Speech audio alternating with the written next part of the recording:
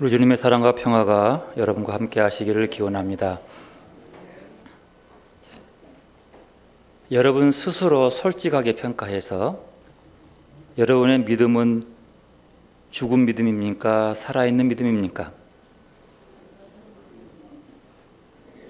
스스로 솔직하게 평가하십시오. 야고보서는 말합니다. 행함 없는 믿음은 죽은 믿음이다 라고 얘기합니다. 여러분 믿음은 살아있습니까? 죽었습니까? 예. 그리스도인에게 기도는 호흡과 같다라고 비교합니다. 사람이 죽으면 뭐가 끊어지죠? 숨이 끊어집니다. 호흡이 끊어지면 죽습니다. 그러므로 그리스도인으로서 기도가 끊어지면 그의 신앙도 죽고 그의 믿음도 죽은 것이나 마찬가지입니다.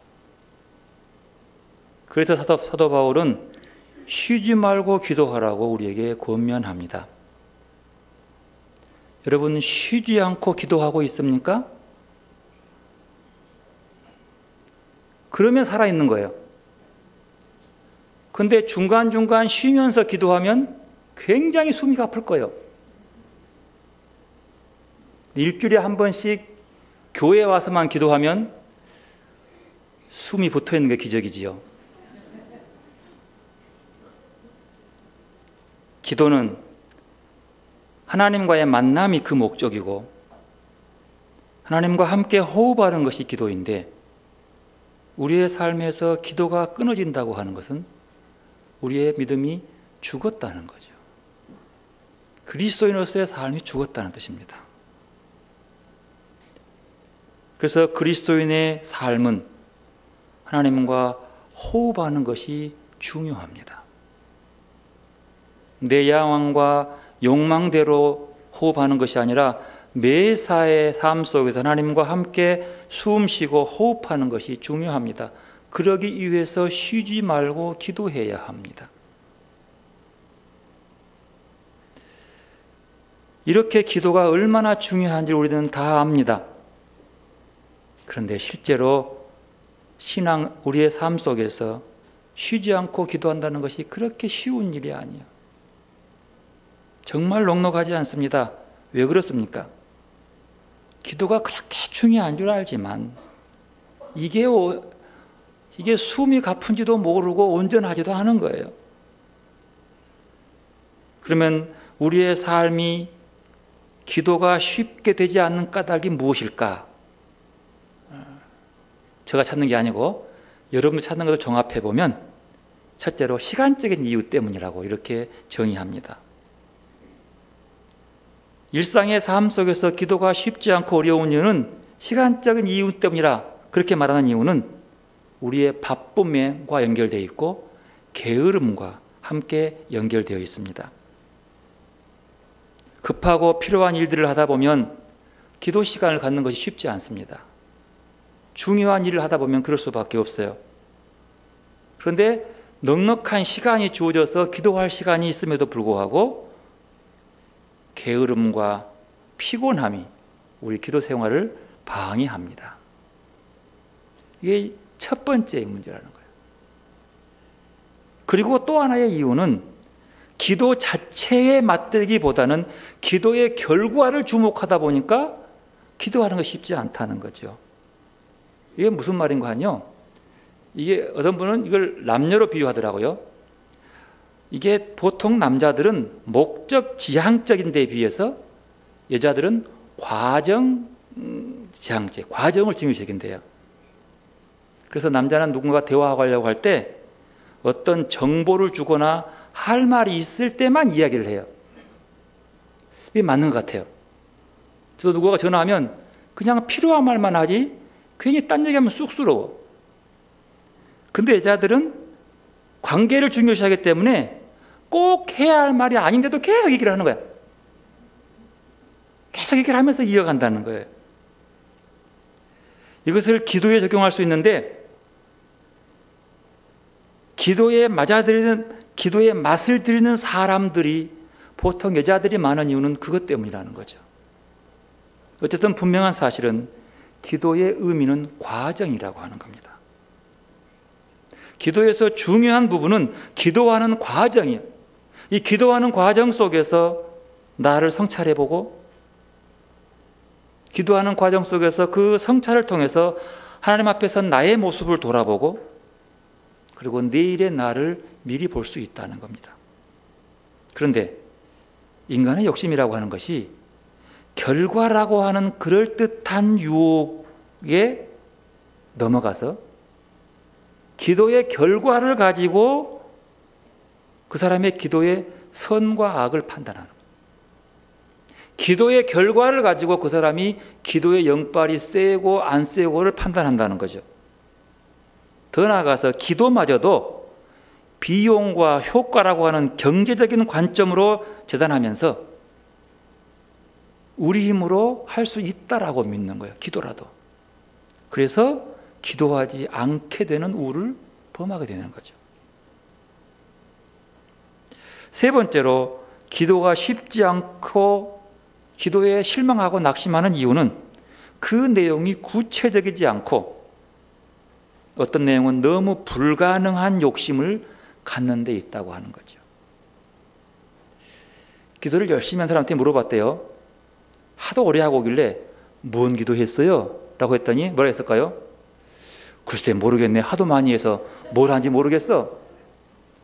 뭘 기도한지를 몰라. 근데 내가 이런 기도를 했어라면서 기도를 했다고 하는 사람들에게도 내용을 들어보면 완전 무결한 상태의 극단적인 이상향만을 추구하는 기도를 한다는 거예요. 정말 무슨 말인가 하니 천국보다 더 행복한 삶을 꿈꾸면서 기도하고 예수님도 한 번도 꿈꾸지 못한 완전한 사랑의 사람이 되기를 꿈꾸면서 기도한다는 거예요. 이게 그러니까 너무 불가능한 이상향을 가지고 그것을 이루어달라고 막 하기 때문에 우리의 삶의 구체적인 삶의 작은 순간들부터 돌아보지 못하는데, 물론 목적을 달성한다는 의미보다는 방향이 중요하죠. 그 높은 천국을 향한 방향을 보고 간다는 것은 참으로 중요하지만 분명한 사실들은 허황된 목적 추구는 삶을 공허하게 만들 수 있는 요인이 함께 들어있다는 겁니다.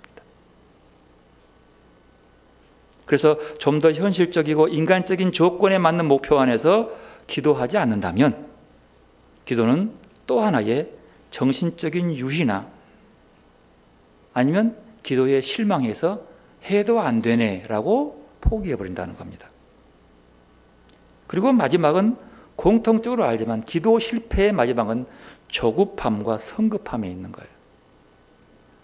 기도해놓고 막 당장 들어주라 그러고 이것이 꼭 돼야 되고 안 되면 뭐 큰일 나는 것처럼, 그러다가 안 되면 이 기도 안 들어주면 하나님만 손해라고 하면서 협박하지 하는 뭐 이렇게 굉장한 성급함과 조급함으로 따지는 경우, 그럼 무엇보다도 먼저 기도는 하나님의 선하심에 대한 무한한 믿음과 신뢰, 이 신뢰를 바탕으로 자신의 욕심과 감정을 다스릴 때만 기도가 가능하다는 거죠.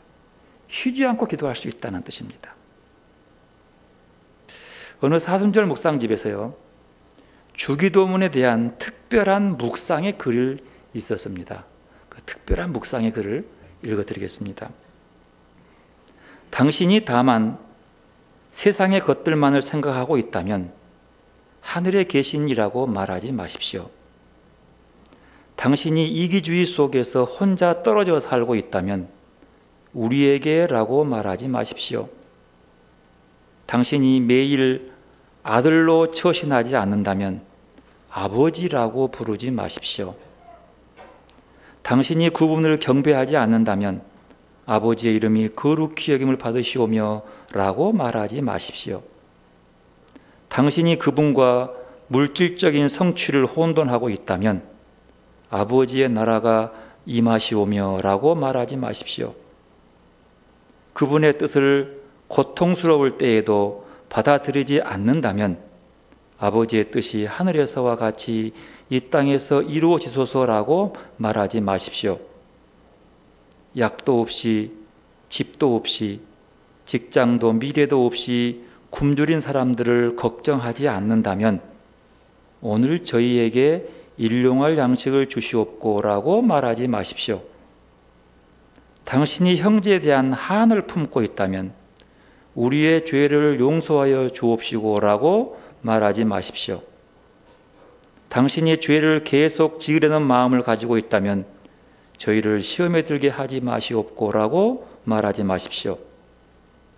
단호하게 악을 반대하는 편에 서지 않는다면 악에서 구하소서라고 말하지 마십시오. 주님의 기도의 말씀을 진지하게 생활하고 있지 않다면 아멘이라고 말하지 마십시오. 주기도를 앵무새처럼 마냥 다 외운다고 수백 번, 수천 번 기도한다고 해서 주님의 마음에 드는 것이 아니라는 겁니다. 중요한 것은 주기도의 내용대로 실천하며 살아가야 한다는 거예요. 우리는 주기도를 외우는 것의 수단으로만 생각해요. 주문 외우면 무엇인가 임할 것처럼 생각한다는 거죠. 그래서 미국 아미시 공동체 사람들은 주기도문을 살기 위해서 하루하루 발버둥을 친다는 얘기입니다. 때문에 예수님께서 이렇게 말씀했습니다.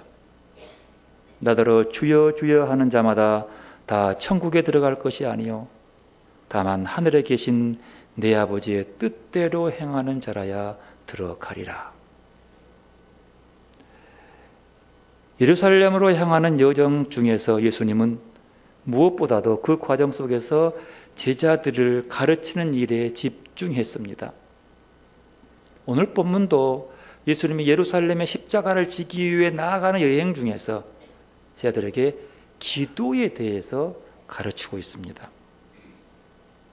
예수님이 기도하는 모습들을 지켜본 한 제자가 그 마음속에 어떤 감동이 다가왔는지 예수님께 와서 당신이 하는 기도를 좀 가르쳐 달라고 청합니다. 1절 말씀 함께 읽습니다. 예수께서 한 곳에서 기도하시고 마치심에 제자 중 하나가 여짜오되 주여 요한이 자기 제자들에게 기도를 가르친 것과 같이 우리에게도 가르쳐 주옵소서. 이 제자가 지금까지 이뿐만 아니라 여러 번 예수님께서 조용히 혼자 기도하는 모습을 지켜본 거예요. 그런데 기도하고 돌아올 때마다 그 얼굴이 굉장히 평온해. 그리고 자신감이 막 넘치는 거예요. 많은 병자를 거치고 많은 일 속에서 피곤하고 힘들고 그리고 꼭 그렇게 정말로 하나님의 뜻을 이루고 선한 일을 하고 나면 바리새인들이 와가지고 이것저것 따지고 흠잡으면서 막 말다툼하고 뭐 흠잡기 위해서 막 뻔히 아는 얘기를 막 덫을 놓으려고 하고 그 피곤함 속에서 피곤해 지치고 힘들고 지켜보는 사람까지도 짜증스러운데 그런 순간 일일이 따져서 말로 이기려고 하지 않고 주님은 조용히 한적한 곳으로 가버려요. 그리고 한참 있다가 조용히 있다가 돌아오는데 그 얼굴이 전혀 피곤한 기색도 싹 사라지고 새 힘이 와서 당당하게 또 하자. 또다시 그 일을 또 시비를 걸기도 하지만 그렇게 감당하는 일들을 지켜본 거예요. 심지어 오병이의 기를 일으키고 많은 사람들이 예수를 왕으로 삼으려고 인기가 높아서 어느 한 곳에 갈 수 없으니까 그 속에 호응하면서 막 손을 흔들고 자기를 과시하고 자기를 드러내는 말 한마디 없이 조용히 배를 타고 저쪽 강 건너러 가요. 왜 그런 거라고 봤더니 가서 혼자 기도하려고 가요. 사람들이 몰려오지만 조용히 기도하고 사람들을 피해왔는데 거기까지 몰려오니까 기도하고 난 다음에 돌아오더니 아이고 가만두어라 하면서 또 병자를 고치면서 또 일하시는 그 당당함. 이 제자가 부러운 거예요. 자기도 유대인으로서 기도에 대해서 수없이 많이 배웠고 하루에 5번 정기적으로 하나님 앞에서 무릎 꿇고 기도하고 그리고 그도 금식까지 하면서 기도했는데 어찌 자기는 열심히 기도하고 기도 시간도 굉장히 길고 뜨겁게 기도하는데 이렇게 기도가 끝나고 나면 주님처럼 이렇게 만족하고 행복한 얼굴이 아닌 거예요. 도대체 예수는 누구한테 기도하길래 저렇게 기도하고 나면 편하고 나도 그렇게 열심히 기도하는데 기도 내용이 다른가 보다. 아니면 그 비유가 뭘까? 세례 요한 제자들이 선생님에게 기도하는 법을 배워서 전통적으로 배워온 기도보다도 또 다른 기도의 모습으로 그의 삶이 온전해져가는 모습을 바라보면서 말했습니다. 선생님, 세례 요한도 그 제자들에게 기도를 가르쳐줬는데 선생님도 가르쳐주십시오. 우리도 예수님 당신처럼 그렇게 평온하고 기도하고 나면 다음에 다 내려놓고 깨끗하고 순수한 사람으로 나서고 싶습니다 라고 부탁합니다. 예수님 경지에, 기도의 경지에 도달하고 싶은 그 비결을 좀 알려달라고 부탁하는 거예요. 여러분, 기도란 무엇입니까? 기도는 하나님과의 마음 나누기라고 어떤 분은 말합니다. 저는 이 말에 굉장히 동의해요. 기도는 하나님과의 마음 나누기요. 왜냐하면 하나님의 뜻이 무엇인지 깨닫고 우리가 바라는 것을 간청하는 것이 기도이기 때문입니다. 그래서 예수님은 이렇게 기도하라 라고 말씀하면서 오늘 본문의 이야기를 하는 거죠. 2절에 4절은 우리가 잘 아는 주기도문을 얘기하고 5절에서 8절은 끈질기게 친구에게 간청하는 친구 이야기를 통해서 기도를 얘기하고 9절 23절은 그렇게 막 지치지 않고 간구하는 그 기도를 들어주시는 아버지의 모습을 통해서 기도를 가르치고 있습니다. 먼저 2절에 4절을 보면 우리가 너무 잘 아는 주기도문이에요.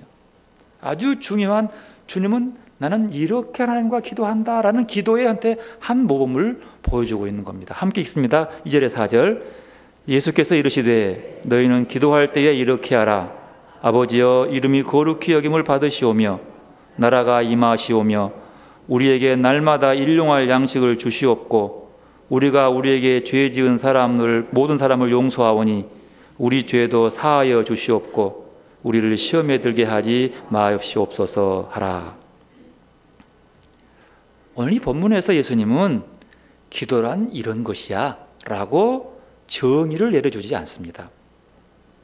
기도의 방법은 이렇게 하는 거야. 그 방법에 대해서도 말하지 않습니다. 오늘 이 얘기 속에서요, 깊이 읽어보면 우리를 기도의 신비 속으로 들어오게 하고 아버지와 직접 친교를 누리게 하는 내용으로 되어 있다는 거죠. 그래서 오늘 본문 읽기는 새롭게 가는 겁니다. 예수님은 맨 먼저 제자들에게 이렇게 말하여 아버지의 이름을 부르라고 얘기합니다. 기도의 핵심은 하나님을 아버지로 부르는 것이라는 거죠. 왜요? 기도는요, 하나님을 체험하는 것이, 하나님을 경험하고 느끼는 것이 핵심이거든요. 여기에 주문할 것은 아버지라는 이름입니다. 아람어로 아바라는 뜻이에요. 예수님은 아버지 안 했고 아바라고 얘기했어요. 왜? 아람어이기 때문에요. 이 아바라는 뜻은요, 친밀하고 다정당감한 우리의 아빠와 같은 의미입니다. 예수님은 당신의 제자들에게 하늘의 아버지를 이 땅에 사랑 가득한 아버지로 소개하고 있습니다. 저 멀리 높은 곳에서 무서운 아버지가 아니라 살레움 나는 바로 내 옆에 계신 하나님. 그래서 예수님은 먼저 우리에게 아버지여라고 부르라고 얘기합니다. 마태복음은 이렇게 말하죠. 하늘에 계신 우리 아버지. 여러분 느껴보시죠? 하늘에 계신 우리 아버지라는 말과 아버지여라는 말과 어느 것이 더 다정다감해요? 어느 것이 더 정이 가요? 아버지라고 하는 거예요. 그래서 이 누가복음은 이 사본을 이용해요. 아버지여. 하나님을 아버지라고 부르는 순간 이 아버지라는 마음속에 네 마음에 뭉클함이 다가오지 않느냐, 그런 의미죠. 그런 부름이에요. 아람어로 아버지는 바로 그런 거예요. 그 부름 속에서 자식들을 무조건 사랑하는 그 아버지의 모습. 아버지라는 이 부름 속에서 그 아버지가 상징하는 것은요, 탕자가 모든 것들을 탕진하고 배고파 있을 때에 한 번도 떠오르지 않았는데 배고파 죽을 것처럼 힘들 때 떠오르는 게 있어요. 아버지 집 하면서 혼자 아버지라고 부르실 때의 그 아버지. 그리고 염치 없지만 모든 걸 내려놓고 그 아버지로 돌아가는데 그만 저 먼 발치부터 달려나와 자기를 꾸지람 한마디 하지 않고 이 모양이 뭐냐고 이러려고 돈 가지고 갔냐라고 따지지 않고 아무 말 없이 꼭 안아주는 그 아버지. 그리고 그 아버지의 품에 안겨서 그냥 그 속에 조용히 아버지라고 탕자가 불렀을 그 아버지의 느낌, 그런 뜻이죠. 자식을 기다리면서 그 눈이 짓눌러져서 실명이 될 만큼 기다렸던 그 아버지, 그 아버지를 생각하는 아버지를 부릅니다. 자식의 아픔에 함께 아파하시는 자비 아버지, 무뚝뚝해 보이지만 따뜻하고 포근한 사랑으로 품으시는 그 사랑의 아바 아버지, 그렇게 가슴으로 영혼 깊은 곳에서 느끼는 사랑의 아버지에게 온 마음으로 눈물로 부르시는 그 아버지, 그렇게 그 아버지의 부름. 탕자가 아버지의 따뜻한 사랑의 품 안에서 눈물로 불렀을 그 아버지, 하늘 아버지를 그런 아버지로 먼저 부르라는 거죠. 그 냄새 느끼고 그 살레음 나는 그 가까이 있는 그 아버지. 여러분 혹시 여러분의 아버지를 생각하면서 나이에 상관없이 아버지의 이름을 혼자 부르면서 눈물을 흘려본 적 있습니까? 아니 이미 돌아가신 벌써 고인이 된 그 아버지가 어느 날 갑자기 휙 머리에 떠오르면서 그 아버지가 그리워서 아버지라고 불렀을 그 아버지 말이에요. 젊어서는 모든 것에 힘이고 강해 보이고 그냥 누구도 우리 아버지를 못해볼 만큼 그런 강한 아버지가 어느 순간 쓰러져 있어서 병상에 누워있을 때 그냥 그 짠한 그 모습 앞에서 그저 마음 웅크하게 불러볼 수 있는 그 아버지 말이에요. 여러분 그 그리운 아버지 이름을 불러본 적 있으세요? 느껴본 적 있으세요? 마음이 힘들고 답답하고 아주 팍팍할 때 그 아버지를 한번 불러보면서 마음의 후련함을 느끼는 적이 있었냐는 거예요. 하늘에 계신 그 아버지, 이 주기도문에 불러하는 그 아버지는 바로 그 아버지 이름을 부르라고 하는 거죠. 바로 그런 마음의 믿음과 신뢰와 그 사랑에 대해서 부르는 그 이름이 바로 아버지라는 거죠. 하나님이 나는 이렇게 이 아버지를 부르며 기도한다는 거죠. 그 기도에서 부르시는 그 하나님은 바로 그런 아버지. 그러므로 이 기도에서 하나님을 아버지라고 부르는 그 순간 우리는 가장 아름답고 귀한 짜릿한 순간의 모습이라는 거죠. 예수님은 늘 그렇게 사람에게 치여서 힘들고 피곤하고 어려울 때 그 아버지를 부르고 그 아버지 곁에 있으면서 그 아버지로부터 오는 새로운 힘을 받고 돌아 나왔다는 거죠. 내가 그렇게 기도했노라 그 말이에요. 오늘 주님은 우리에게 이런 따뜻한 사랑의 아버지에게 기도하라라고 말씀하고 있습니다. 그러므로 기도는 사랑의 친교이고 기도는 대화의 절정입니다. 기도는 대화요. 그런 아버지가 대화와 대화하는 거죠.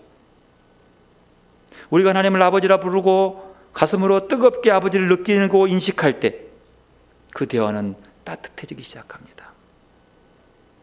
그 정겨움이, 그 포근함이 우리의 영혼에 느껴질 때 당연히 그 아버지의 이름이 거룩히 여김을 받으시라고 기도할 수 있습니다. 아버지의 이름이 가슴 뭉클하게 다가오는데 그 아버지의 이름을 욕되게 할 자식들이 있습니까? 누군가가 아버지의 이름을 욕되게 한다면 가만두겠냐고요? 아버지의 이름을 거룩하게 한다고 하는 것은 하나님이 계시한 것들 때문에 그분이 알려지고 찬양받기를 의미한다는 뜻입니다. 그리고 이 아버지라는 그 이름 앞에, 그 부름 앞에 마음에 확 다가오는 그 아버지의 설렘을 느낄 때에 우리는 이렇게 기도할 수 있습니다. 아버지의 나라가 오게 하시고, 그 따뜻한 사랑의 아버지가 다시는 그 다스림이 내게 오게 하시고, 오늘날 우리에게 일용할 양식을 주시옵고, 우리가 우리에게 죄 지은 모든 사람을 용서하오니 우리의 죄도 사하여 주시옵고 우리를 시험에 들게 하지 마옵소서라고 기도할 수 있는 거죠. 누구에게요? 심판받을 게 무서워서 기도하는 것이 아니라, 내 아쉬움과 욕망을 채우기 위해서 아니라 그 따뜻하고 사랑이 많은 그 설레움 나는 그 하나님을 느끼고 그 아버지의 느낌을 느끼고 그 아바를 느끼면서 그분께 이렇게 기도하는 거죠. 아버지, 내게 일용할 양식을 달라고. 예수님은 하나님을 아버지라고 부르게 함으로써 제자들이 혼자가 아니라 그들의 모든 것을 돌보시는 하나님이 계시다는 것을 가르쳐주고 있습니다. 그분은 아름답고 좋고 힘이 있으며 우리가 공경 중에도 의지할 수 있는 분임을 이해하고 느끼게 해주고 있습니다. 그리고 나서 5절부터 보면 끊임없이 간구하는, 간청하는 친구의 비유로 그 기도를 또 설명하고 있습니다. 이 비유는 아버지 하나님이 인간의 기도 안에서 어떻게 행동하시는지를 보여주는 한 가지 예를 보여주고 있는 거죠. 한밤중이라는 상황이 있어요. 한밤중에 다 잠들 때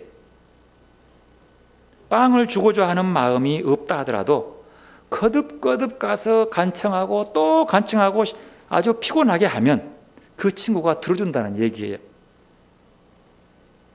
여기서는 비유로서 때문에 그것처럼 보지만 그 자리에 나를 집어넣으면 이거 쉽지 않아요. 여러분 물어볼게요. 여러분 친구가 이웃이 아무리 가깝다고 한밤중에 지나가는 배고픈 사람 밥 먹기 위해서 두들겨 가지고 이게 밥 좀 달라고 할 수 있어요? 그럴 만한 친구 있어요? 바로 그거예요. 가까운 친구 속에서 내가 뭐 주는 건 줄 수 있지만 내가 가가지고 남한테 달라고 한다는 그게 쉽지 않는 거죠. 염치 없어서. 줄 수는 있을지 모르지만 쉽지 않는 거죠. 그러나 이 교훈은 뭐죠? 그렇게 해서 그렇게 어렵게 가서 부탁했는데 딱 거절해버린 거예요. 못 줘. 다 잠들었는데 뭔 짓이야? 라고 할 경우 어떤 마음이 있겠어요? 자존심에 상처가 느낄 수 있고 돌아다니면서 치사하다, 밥 한 그릇 주지 라는 마음을 품을 수 있는 거죠. 또한 분노의 감정으로 오기가 생겨서 계속 두드리면서 청하든지, 아니면 두고 보자, 나 네 똑같이 갚아줄 거야 라고 마음에 꼭꼭 새기고 돌아오든지 그런 마음이 있을 거예요. 그러나 이런 감정을 다스리고 진정시키고 계속해서 간청할 수 있었던 것은 무엇보다도 친구가 들어줄 것이라는 믿음 때문, 친구에 대한 믿음 때문이에요. 친구가 한밤중이라는 상황에 주는 모든 어려움과 자기 몸의 게으름과 이기심을 이겨내고 나의 부탁을 들어줄 것이라는 친구의 호의를 믿었기 때문에 이 친구는 자신의 이런 감정들을 이겨낼 수 있었다는 것입니다. 바로 친구에 대한 신뢰가 굽히지 않고 거듭거듭 인내로 간청하면서 친구를 먹이는 거죠. 그러면서 그 아버지가 친구보다 더 가까운 아버지임을 얘기하면서 하나님께 기도의 한 모습을 이렇게 하라는 겁니다. 이 비유는 우리가 기도하기 위해서 무엇보다도 하나님의 선하심에 대한 신뢰, 믿음을 가지지만이 이렇게 할 수 있다고 하는 거죠. 분명히 예수님께서 우리에게 구하는 대로 얻을 것이라고 말씀합니다. 오늘 보면 9절에서 10절 말씀 함께 있습니다. 내가 또 너희에게 이르노니 구하라 그리하면 너희에게 주실 것이요 찾으라 그러면 찾아낼 것이요 문을 두드리라 그러면 너희에게 열릴 것이니 구하는 이마다 받을 것이요 찾는 이는 찾아낼 것이요 두드리는 이에게는 열릴 것이니라. 아멘. 분명히 좀 이렇게 말씀했어요. 우리도 이 말씀 너무 좋아요. 그런데 왜 우리가 구하는 대로 얻지 못할까요? 왜 우리가 생선을 구하는데 뱀을 주고 달걀을 구하는데 정갈을 줄까요? 왜 그렇게 얻을까요? 아버지께서 우리를 시험하기 위해서 그럴까요? 아닙니다. 하나님은 우리가 구하는 것보다도 더 좋은 것을 주시는 분이시에요. 더 좋은 것을 주고 계시기 때문에 그러는 거예요. 문제는 더 좋은 것을 주고 있지만 나는 하나님 볼 때에 덜 좋은 것을 구하면서 달라고 하고 있는 거예요. 야, 이게 더 좋아. 그거 필요 없다는 거예요. 하나님이 그 더 좋은 것, 내가 구하는 것보다 훨씬 더 좋은 것, 그게 뭔 줄 아십니까? 13절 함께 있습니다. 너희가 악할지라도 좋은 것을 자식에게 줄 줄 알거든 하물며 너희 하늘 아버지께서 구하는 자에게 성령을 주시지 않겠느냐 하시니라. 그거예요. 우리가 왜 구하고 찾고 두드리는데 얻지 못하는 것입니까? 우리는 하나님이 주시는 더 좋은 것이 돈이나 명예나 권력이 아니라 성령이기 때문에 우리 마음에 안 든 거예요. 나는 성령이 아니고 이거예요. 그래서 받기를 거부합니다. 성령이 무엇입니까? 성령은 우리를 하나님께로 이끄시는 보이지 않는 거대한 기운입니다. 성령께서 이끄시면 우리는 헛된 것을 구하지 않습니다. 성령께서 이끄시면 우리는 하나님과 멀어지게 하는 것들을 찾지 않습니다. 성령께서 이끄시면 우리는 지옥의 문을 두드리지 않습니다. 성령께서 이끄시면 우리는 하나님의 뜻이 이루어지기를 구하고 하나님 나라만을 찾고 천국 문을 두드립니다. 그러면 하나님과의 마음 나누기가 완성되는 거죠. 하나님과 마음을 나누도록 끌어주시는 분이 성령이에요. 이 좋은 걸 주는데도 돈이 아니고 권력이 아니고 명예가 아니니 싫다는 거예요. 그래서 못 받는 거죠. 그러니 우리는 오늘 또 입술로만 기도하고 있습니다. 기도의 양으로만 승부합니다. 마음은 하나님과 떨어져 있고 물질의 풍요만을 강구하면서 그 길이와 깊이와 강도로만 얘기합니다. 어떻게 하나님의 뜻을 이룰까 생각하지 않으면서 기도합니다. 어떻게 하나님의 나라가 내게도 이곳에 임할까라고 생각하지 않고 그저 내 것만 구합니다. 여러분, 기도를 통해서 응답해서 얻는 것 중에 가장 좋은 게 무엇입니까? 하나님께 여러분의 구해서 얻는 것이 있을 거예요. 그 중에 가장 귀하고 좋았던 것이 혹시 무엇인 줄 아십니까? 이런 귀한 선물 말이죠. 오늘 말씀은 우리에게 하늘 아버지는 당신의 자녀들에게 가장 좋은 선물인 성령을 주겠다고 하는 겁니다. 그들의 삶이 성령에 의해서 인도되도록 귀한 선물을 보내 이것을 받으라는 거예요. 이제 성령에 의해 인도되는 제자들의 기도는 자신의 인간적인 갈망이나 자기 의가 아니라 하나님이 원하시는 것, 그분의 나라가 이루어지는 데 필요한 것을 구하고 찾게 될 것입니다. 아버지의 마음은 자비로움으로 가득 차 있기 때문에 그분을 믿고 구하는 사람들에게 성령을 주십니다. 하나님이 당신 자녀들을 강복해 주시기를 바라시는 아버지임을 믿게 만들어줍니다. 성령이요. 결국 성령은 사람들이 기도 안에서 자신이 하나님의 자녀임을 스스로 느끼도록 우리를 초대하고 있는 이보다 귀한 것이 없다는 거죠. 오늘 복음은 우리가 구할 것은 성령이라고 말씀하고 있습니다. 구하고 찾고 두드려서 깨달을 것은 성령이라는 것. 우리가 하나님을 부르면 하나님의 시선이 우리에게로 옵니다. 그리고 하나님은 우리와 함께 계십니다. 하나님과 우리가 함께 있는 공간이 마련된 것입니다.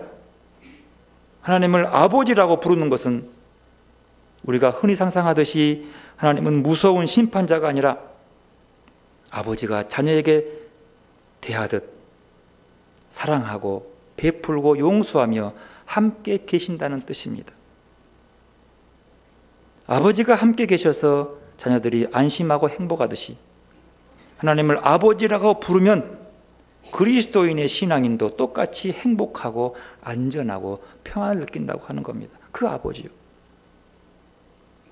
하나님이 우리와 함께 계시면 그분의 숨결인 성령이 우리 안에서 일하십니다. 오늘 말씀 우리가 하나님께 조르고 구하고 문을 두드려서 얻어내야 할 것이 성령이라고 분명히 말씀하십니다. 아버지의 이름이 거룩하게 드러나고 아버지의 나라가 오며 우리의 죄가 용서되는 이 모든 것이 성령이 오셔서 되는 일이라는 뜻입니다. 또한 우리가 큰 믿음으로써 다가가야 할 분이 하나님이라고 말씀합니다. 그분은 우리의 뜻을 이루어주는 도깨비 방망이가 아닙니다. 하나님이 우리의 삶 안에 아버지로 살아계셔야 합니다. 아버지로.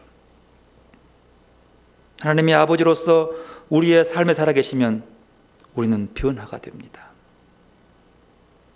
돌아온 탕자가 아버지의 품 안에서, 성경에는 없지만 그 이후의 탕자의 삶이 어땠을지 충분히 그림을 그릴 수 있습니다. 하나님이 우리의 삶에 살아계셔서 숨결로 성령을 통해서 일하시게 되면 사람은 변합니다. 인색한 사람이 관대하게 변하고 명예와 허례의식을 탐하던 사람이 섬기는 사람으로 변합니다. 인간은 고상한 것을 배우기 위해 실패를 무릅쓰고 노력합니다. 학문과 예술을 배우기 위해 우리는 피를 말리는 노력을 합니다. 그러나 우리가 신앙 안에서 배우는 것은 하나님의 일입니다. 우리가 하나님이 아닙니다. 따라서 우리는 많은 실패를 넘어서 하나님의 일을 조금씩 배울 수가 있다는 것입니다. 성령은 실패를 무릅쓰고 하나님의 일을 배우는 우리 안에 숨결로 살아계십니다. 숨결로 함께 호흡하며 그 자리에 있는 거예요.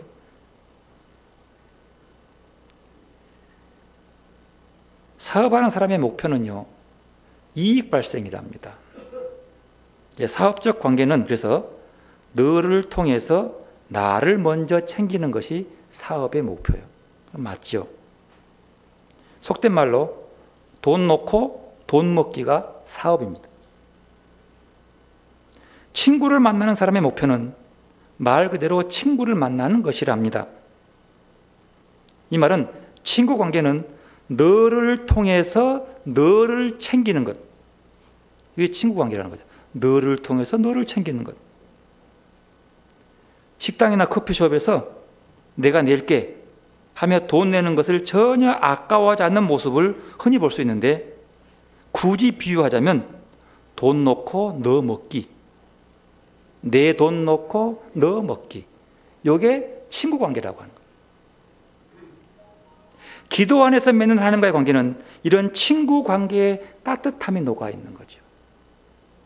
하나님을 나의 친구처럼, 아니 그 이상의 아버지와 같은 관계를 바라보지만 이런 관계를 본다는 거죠. 구하고 찾고 두려는 것 모두가 다 하나님을 찾기 위한 것이 되어야 한다는 거죠. 왜? 내 친구니까, 너를 위한 거니까. 내 삶에 얻고자 하는 것을 찾아주는 흥신소처럼 하나님을 찾거나 내 삶의 이익 발생을 위해 간구하는 기도를 하는 게 아니라 내 삶을 함께할 친구로 그분을 맞아들여 내 삶이 곧 그분의 삶과 맞닿도록 기도해야 한다는 겁니다. 이랬으면 좋겠어요. 우리의 기도가 내가 찾고 구하는 것을 얻는 것, 이런 것이 아니고 하나님과 친구처럼 내 삶 안에서 그분과 삶을 맞대고 살아가는 그 모습으로 살아가는 그 모습, 그 친구들의 모습. 시편 기자는 이렇게 기도합니다. 제 마음 다하여 주님 찾습니다. 당신 계명 떠나 헤매지 않게 하소서. 이 기도가 하나님을 아버지라고 부르는 우리의 기도가 되기를 축복합니다. 이 기도가 우리의 복일 줄로 믿습니다. 기도로 나가십시다. 하나님을 아버지라 부른 자는 그의 삶에 좋은 일이 있을 것입니다. 아버지의 사랑을 느끼는 시간 되시기를 바랍니다.